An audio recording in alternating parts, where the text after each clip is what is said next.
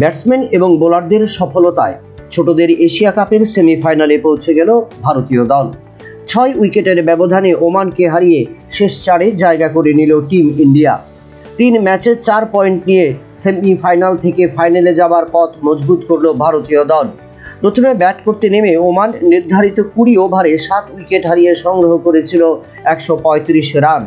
জবাবে ভারতীয় দল 17.4 ওভারে 4 উইকেট হারিয়ে জয়ের লক্ষ্যে পৌঁছে যায়। ভারতের জয়ের পক্ষে হর্ষ 44 বলে 53 রান করেন, যা ছিল ম্যাচের উল্লেখযোগ্য।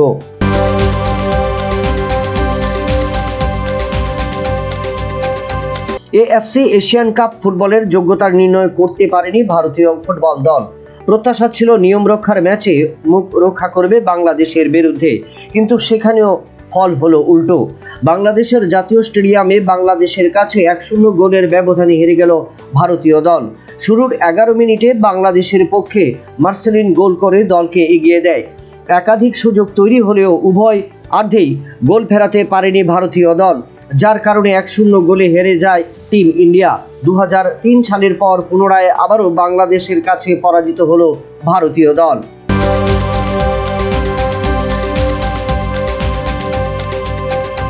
দুটো পার্শ্ববর্তী দেশের সাথে দ্বিপাক্ষিক সম্পর্ক ছিন্ন করল ভারত। পেহেলগাঁও হত্যাকাণ্ডের পর অপারেশন সিঁদুর, এর জেরে নষ্ট হয়েছিল পাকিস্তানের সাথে সম্পর্ক, যার কারণে পাকিস্তানের বিরুদ্ধে সমস্ত রকম খেলাধুলার সম্পর্ক ছিন্ন করেছিল ভারত।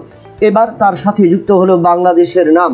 শেখ হাসিনার মৃত্যুদণ্ড ঘোষণা হবার পর এই সম্পর্ক আরো ঘনীভূত হলো, যার কারণে মহিলা ক্রিকেটের পর পুনরায় পুরুষদের ক্রিকেটেও বাংলাদেশ ও ভারতের মধ্যে সম্পর্ক ছিন্ন করল বিসিসিআই।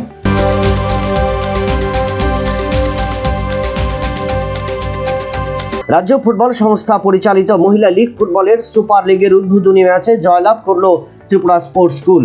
1-0 গোলের ব্যবধানে বিশ্রামগঞ্জ প্লে সেন্টারকে হারিয়ে প্রথম জয় তুলে নিল বিজয়ী দল। বিজয়ী দলের পক্ষে 31 মিনিটে জয়সূচক গোলটি করে স্মৃতি মগ। মোট 4টি দলকে নিয়ে শুরু হয়েছে আসরের বাকি 2টি দল হলো ত্রিপুরা পুলিশ এবং জম্পুজলা প্লে সেন্টার।